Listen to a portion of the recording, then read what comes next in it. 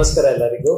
ಮತ್ತೆ ಇವತ್ತು ಡಾಕ್ಟರ್ ನೀಮಾ ಅವ್ರದ್ದು ಇಂಟರ್ವ್ಯೂ ಮಾಡೋಣ. ಸಮ್ ಮೋರ್ ಕ್ವಶನ್ಸ್ ಕೇಳಿ ಅವರಿಂದ ಆನ್ಸರ್ ಪಡೆಯೋಣ. ಇವತ್ತಿಂದು ಮೇಜರ್ ಟಾಪಿಕ್ ಏನೇನು ಅಂತಂದ್ರೆ ಹೆಮಟಾಲಜಿ ಅಂದ್ರೆ ಏನು, ಓಕೆ, ಅದರಲ್ಲಿ ಯಾವ ತರ ಕ್ಯಾನ್ಸರ್ಸ್ ಇದೆ ಹೆಮಟಾಲಜಿಲಿ, ಆಮೇಲೆ ಅದ್ರದ್ದು ಕ್ಯೂರ್ ಹೆಂಗೆ ಅಥವಾ ಡಯಾಗ್ನೋಸಿಸ್ ಹೆಂಗ್ ಕಂಡುಹಿಡಿಯೋದು, ಆಮೇಲೆ ಪೀಡಿಯಾಟ್ರಿಕ್ ಕ್ಯಾನ್ಸರ್ ಅಂದ್ರೆ ಏನು, ಇವೆಲ್ಲ ಇವತ್ತು ತಿಳ್ಕೊಳ್ಳೋಣ. ಹಲೋ ಡಾಕ್ಟರ್, ಹೆಮಟಾಲಜಿ ಅಂದ್ರೆ ಏನು, ಯಾವ ಡಿಫ್ರೆಂಟ್ ಟೈಪ್ ಆಫ್ ಹೆಮಟಾಲಜಿ ಇದೆ ಅಥವಾ ಯಾವ different kinds of haematology cancer ಇದೆ, ಅದ್ರ ಬಗ್ಗೆ ಸ್ವಲ್ಪ ವಿವರವಾಗಿ ಹೇಳ್ತೀರಾ? ಹೆಮಟಾಲಜಿ ಅಥವಾ ರಕ್ತದ ಸೈನ್ಸ್ ಅಂದ್ರೆ ರಕ್ತದ ಸಂಬಂಧಪಟ್ಟಂಗೆ ಯಾವ್ಯಾವ ಕಾಯಿಲೆಗಳಿದೆಯೋ ಅದರ ಬಗ್ಗೆ ನಾವು ಡಯಾಗ್ನೋಸಿಸ್ ಅಥವಾ ಅದನ್ನ ಪತ್ತೆ ಹಚ್ಚೋದು ಮತ್ತೆ ಅದನ್ನ ಟ್ರೀಟ್ಮೆಂಟ್ ಮಾಡೋದೇ ಹೆಮಟಾಲಜಿಸ್ಟ್ ಕರ್ತವ್ಯ. ಸೊ ಹೆಮಟಾಲಜಿಯಲ್ಲಿ ಯಾವ ಕಂಡೀಷನ್ಸ್ ಬರುತ್ತೆ, ಮೇನ್ ಆಗಿ ಬ್ಲಡ್ ಕ್ಯಾನ್ಸರ್ ಅಂದ್ರೆ ಲ್ಯುಕೀಮಿಯಾ, ನಿಮ್ಮ ಲಿಂಫೋಮಾ, ಮಲ್ಟಿಪಲ್ ಮ್ಯಾಲೋಮಾ, ಇದು ಮೇನ್ 3 ರೀತಿಯಾದಂತಹ ಬ್ಲಡ್ ಕ್ಯಾನ್ಸರ್ಗಳು. ಇದಲ್ಲದೆ ರಕ್ತ ತುಂಬಾ ಹೆಚ್ಚಾಗಿ ಹೆಪ್ಪುಗಂಟುವಂಥದ್ದು, ಯಾವ ಕಾರಣದಿಂದ ರಕ್ತ ತುಂಬಾ ಹೆಚ್ಚಾಗಿ ಹೆಪ್ಪುಗಟ್ಟುತ್ತೆ ನಾವು ಕ್ಲಾಟಿಂಗ್ ಡಿಸಾರ್ಡರ್ಸ್ ಅಂತ ಹೇಳ್ತೀವಿ. ಅದಲ್ಲದೆ ರಕ್ತಸ್ರಾವ ಆಗುವಂತ ಕಂಡೀಷನ್ ಅಂದ್ರೆ ಕೆಲವರಿಗೆ ರಕ್ತ ಸಲೀಸಾಗಿ ಅಥವಾ ಹೇಗೆ ಬೇಕೋ ಯಾವಾಗ ಬೇಕೋ ಆವಾಗ ಹೆಪ್ಪುಗಟ್ಟೋದಿಲ್ಲ, ಅದನ್ನ ನಾವು ಬ್ಲೀಡಿಂಗ್ ಡಿಸಾರ್ಡರ್ಸ್ ಅಂತ ಹೇಳ್ತೇವೆ. ಅದನ್ನ ಕೂಡ ಹೆಮಟಾಲಜಿಸ್ಟ್ ಡಯಾಗ್ನೋಸ್ ಮಾಡ್ತೀವಿ ಹಾಗೂ ಟ್ರೀಟ್ ಮಾಡ್ತೀವಿ. ಇದಲ್ಲದೆ ಅನೀಮಿಯಾ ಅಂದ್ರೆ ಲೋ ಹಿಮೋಗ್ಲೋಬಿನ್ ಕಂಟೆಂಟ್ ಇರುವುದು, ಪಾಲಿಸೈಥೀಮಿಯಾ ಅಂದ್ರೆ ಹಿಮೋಗ್ಲೋಬಿನ್ ತುಂಬಾ ಜಾಸ್ತಿ ಇರುವುದು, ಅದು ಕೂಡ ತೊಂದರೆ ಮಾಡುವಂತಹ ಕಂಡೀಷನ್. WBC ಕೌಂಟ್ ಅಂದ್ರೆ ನಮ್ಮ ರಕ್ತದ ಒಂದು ಕಣ ಅದು ಹೆಚ್ಚಾಗಿರ್ಬೋದು, ಅದರಿಂದ ತೊಂದರೆ ಆಗುತ್ತೆ, ಅಥವಾ ಕಡಿಮೆ ಆಗಿರ್ಬೋದು, ಅದರಿಂದ ಸಹ ತೊಂದರೆ ಆಗುವಂತ ಚಾನ್ಸಸ್ ಇರುತ್ತೆ. ಅದು ಯಾವ ಕಾರಣದಿಂದಾಗಿ ಹೆಚ್ಚು ಅಥವಾ ಕಡಿಮೆ ಆಗಿದೆ. ಪ್ಲೇಟ್ಲೆಟ್ ಕೌಂಟ್ ಅದು ಹೆಚ್ಚಾಗಿರ್ಬೋದು ಅಥವಾ ಕಡಿಮೆ ಆಗಿರ್ಬೋದು, ಅದು ಯಾವ ಕಾರಣದಿಂದ ಆಗಿದೆ, ಅದನ್ನ ಹೇಗೆ ಟ್ರೀಟ್ಮೆಂಟ್ ಮಾಡೋದು, ಇದೆಲ್ಲದನ್ನು ಹೆಮಟಾಲಜಿಸ್ಟ್ ಟ್ರೀಟ್ಮೆಂಟ್ ಮಾಡುವಂತಹ ಕಂಡೀಷನ್. ಇಷ್ಟೇ ಅಲ್ಲದೆ ಹಿಮೋಗ್ಲೋಬಿನೋಪತಿ ಅಂತ ಹೇಳ್ತೀವಿ, ಅಂದ್ರೆ ಸಿಕಲ್ ಸೆಲ್ ಅನಿಮಿಯಾ, ಥಾಲಸೀಮಿಯಾ, ನಿಮ್ಗೆ ಎಪ್ಲಾಸ್ಟಿಕ್ ಅನಿಮಿಯಾ ಅಂದ್ರೆ ರಕ್ತ ಉತ್ಪತ್ತಿ ಮಾಡುವಂತಹ ಫ್ಯಾಕ್ಟರಿನ ನಾವು ಬೋನ್ ಮ್ಯಾರೋ ಅಂತ ಹೇಳ್ತೀವಿ. ಯಾವಾಗ ಈ ಫ್ಯಾಕ್ಟರಿ ಫೇಲ್ಯೂರ್ ಆಗುತ್ತೋ ಅಥವಾ ಈ ಫ್ಯಾಕ್ಟರಿ ಕೆಲಸ ಮಾಡೋದಿಲ್ವೋ ಅದನ್ನ ನಾವು ಎಪ್ಲಾಸ್ಟಿಕ್ ಅನಿಮಿಯಾ ಅಥವಾ ಬೋನ್ ಮ್ಯಾರೋ ಫೇಲ್ಯೂರ್ ಅಂತ ಕರಿತೀವಿ. ಈ ಕಂಡೀಷನ್ಸ್ ನ ಕೂಡ ಹೆಮಟಾಲಜಿಸ್ಟ್ ಟ್ರೀಟ್ ಮಾಡ್ತಾರೆ. ಇದಲ್ಲದೆ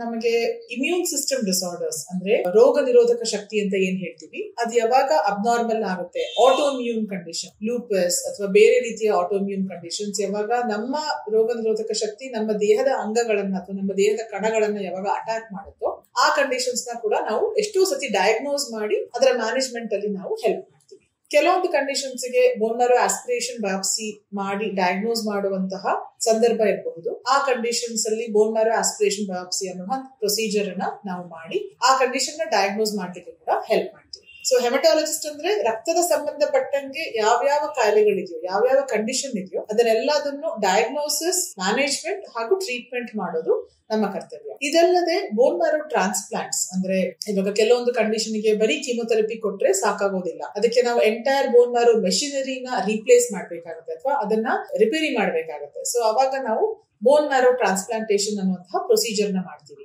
ಸೊ ಅದು ಆಟೋಲೋಗಸ್ ಟ್ರಾನ್ಸ್ಪ್ಲಾಂಟ್ ಆಗಿರ್ಬಹುದು ಅಥವಾ ಆಲೋಜೆನಿಕ್ ಟ್ರಾನ್ಸ್ಪ್ಲಾಂಟ್ ಅಂದ್ರೆ ನಮ್ಮ ದೇಹದಿಂದನೇ ಸ್ಟೆಮ್ ಸೆಲ್ಸ್ ತಗೊಂಡು ಮತ್ತೆ ಅದನ್ನ ಕೊಡುವಂತಹದ್ದು, ಅಥವಾ ಬೇರೆ HLA ಮ್ಯಾಚ್ ಆಗಿರುವಂತಹ ಇನ್ನೊಬ್ಬರಿಂದ ನಾವು ಆ ಸ್ಟೆಮ್ ಸೆಲ್ಸ್ ತಗೊಂಡು ಪೇಷಂಟ್ ಗೆ ಕೊಡುವಂತಹದ್ದು. ಸೊ ಇವೆರಡು ಪ್ರೊಸೀಜರ್ಸ್ ಕೂಡ ಹೆಮಟಾಲಜಿಸ್ಟ್ ಅನ್ನೋರು ಮಾಡ್ತಾರೆ. ಹಾ ಡಾಕ್ಟರ್, ಅದು ಗೊತ್ತಾಯ್ತು. ಇವಾಗ ಬ್ಲಡ್ ಕ್ಯಾನ್ಸರ್ ಅಲ್ಲಿ 3-4 ತರ ಕೇಳ್ತಾ ಇದ್ದೀನಿ. ಮೊದಲು ಎಲ್ಲರಿಗೂ ಗೊತ್ತಿದ್ದು ಲುಕಿಮಿಯಾ ಅಂದ ತಕ್ಷಣ ಬ್ಲಡ್ ಕ್ಯಾನ್ಸರ್ ಅಂತ ಹೇಳ್ತಾ ಇದ್ರು. ಇವಾಗ ಲುಕಿಮಿಯಾ, ಲಿಂಫೋಮಾ, ಮೈಲೋಮಾ, ಕೆಲವು ಸತಿ ಮಲ್ಟಿಪಲ್ ಮೈಲೋಮಾ ಅಂತಾನು ಕೇಳ್ತೀನಿ. ಈ ವ್ಯತ್ಯಾಸ ಏನು, ಈ ಬೇರೆ ಬೇರೆ ಬ್ಲಡ್ ಕ್ಯಾನ್ಸರ್ ಗಳಿಂದ ವ್ಯತ್ಯಾಸ ಏನು, ಸ್ವಲ್ಪ ವಿವರವಾಗಿ ಹೇಳ್ತೀರಾ? ಖಂಡಿತ. ಸೊ ನೀವ್ ಹೇಳಿದ ಹಾಗೆ ಬ್ಲಡ್ ಕ್ಯಾನ್ಸರ್ ಅಲ್ಲಿ ಮೇನ್ ಆಗಿ 3 ತರದ ವಿಧಗಳಿದೆ. ಮೊದಲನೇದು ಲುಕೀಮಿಯಾ. ನಾವ್ ಇದುವರೆಗೂ ಎಷ್ಟೋ ಮೂವೀಸ್ ಅಲ್ಲಿ, ಫಿಲ್ಮ್ ಗಳಲ್ಲಿ ಬ್ಲಡ್ ಕ್ಯಾನ್ಸರ್ ಅಂತ ಕೇಳಿದ ತಕ್ಷಣ leukaemia was the most common cancer, ಅದ್ರ ಬಗ್ಗೆನೇ ಎಲ್ಲರೂ ಹೆಚ್ಚಾಗಿ ಮಾತಾಡೋದು.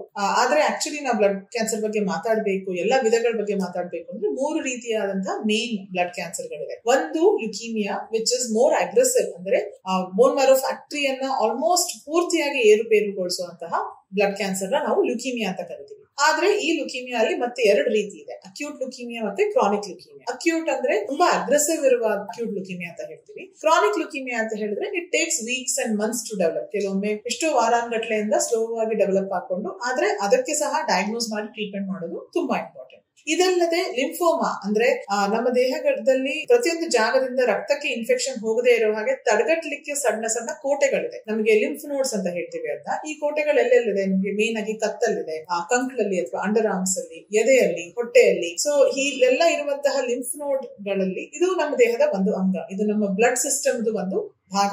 ಈ ಭಾಗದಲ್ಲಿ ಈ ಲಿಂಫ್ ನೋಡ್ಸ್ ಅಲ್ಲಿ ಯಾವಾಗ ಕ್ಯಾನ್ಸರ್ ಉತ್ಪತ್ತಿ ಆಗುತ್ತೋ, ಯಾವಾಗ ಕ್ಯಾನ್ಸರ್ ಹುಟ್ಕೊಳ್ಳುತ್ತೋ ಅದನ್ನ ನಾವು ಲಿಂಫೋಮಾ ಅಂತ ಕರಿತೀವಿ. ಲಾಸ್ಟ್ ಅಂದ್ರೆ ಮೈಲೋಮಾ. ಮೈಲೋಮಾ ಅಥವಾ ಮಲ್ಟಿಪಲ್ ಮೈಲೋಮಾ ಎರಡು ಒಂದೇನೆ. Multiple myeloma is full terminology. So multiple myeloma ಅಂದ್ರೆ ಏನು? ನಮ್ಮ ದೇಹದಲ್ಲಿ ಪ್ಲಾಸ್ಮಾ ಸೆಲ್ಸ್ ಅನ್ನುವಂತಹ ಕೆಲವೊಂದು ಕಣಗಳಿರುತ್ತೆ. ಈ ಪ್ಲಾಸ್ಮಾ ಸೆಲ್ಸ್ ನಾರ್ಮಲ್ ಆಗಿ ಕೆಲವೊಂದು ಪ್ರೋಟೀನ್ಸ್ ನ ಉತ್ಪತ್ತಿ ಮಾಡುತ್ತೆ. ಆದ್ರೆ ಅವುಗಳಿಗೆ ಕ್ಯಾನ್ಸರ್ ಬಂದಾಗ ಆ ಕಂಡೀಷನ್ ನಾವು ಮಲ್ಟಿಪಲ್ ಮೈಲೋಮಾ ಅಂತ ಕರಿತೇವೆ. ಸೊ ಆ ಮಲ್ಟಿಪಲ್ ಮೈಲೋಮಾ ಆದ ಪೇಷಂಟ್ಸ್ ಈ ಪ್ರೋಟೀನ್ ಕಣಗಳನ್ನ ತುಂಬಾ ಹೆಚ್ಚಾಗಿ ಉತ್ಪತ್ತಿ ಮಾಡ್ತಾರೆ. ಈ ಪ್ರೋಟೀನ್ ಕಣಗಳು ಹೋಗಿ ಲಿವರ್, ಕಿಡ್ನಿ, ಹಾರ್ಟ್, ಕೆಲವೊಮ್ಮೆ ಬೇರೆ ಬೇರೆ ಬೋನ್ಸ್ ಅಥವಾ ನಮ್ಮ ಮೂಳೆಗಳನ್ನ ಅಟ್ಯಾಕ್ ಮಾಡಿ ಅದರಲ್ಲಿ ಸಣ್ಣ ಸಣ್ಣ ತುಂತು ಮಾಡಿ ಇದಕ್ಕೆ ಡ್ಯಾಮೇಜ್ ಉಂಟು ಮಾಡುತ್ತೆ. ಸೊ ಇದನ್ನ ನಾವು ಮಲ್ಟಿಪಲ್ ಮೈಲೋಮಾ ಅಂತ ಕರಿತೀವಿ. ಈ ಎಲ್ಲಾ ಕಂಡೀಷನ್ಸ್ ಅನ್ನು ಕರೆಕ್ಟ್ ಆಗಿ ಡಯಾಗ್ನೋಸ್ ಮಾಡಿ ಟ್ರೀಟ್ಮೆಂಟ್ ಮಾಡಿದ್ರೆ ಎಲ್ಲಾ ಬ್ಲಡ್ ಕ್ಯಾನ್ಸರ್ಸ್ಗೂ there is a certain amount of cure that is possible. ಅಂದ್ರೆ ಎಲ್ಲದನ್ನು ಒಂದು ಹಂತದವರೆಗೂ ಗುಣಪಡಿಸತಕ್ಕದ್ದು. ಕೆಲವೊಂದು ಬ್ಲಡ್ ಕ್ಯಾನ್ಸರ್ಸ್ ನಾವು ಪೂರ್ತಿಯಾಗಿ ಕೂಡ ಕ್ಯೂರ್ ಮಾಡಬಹುದು.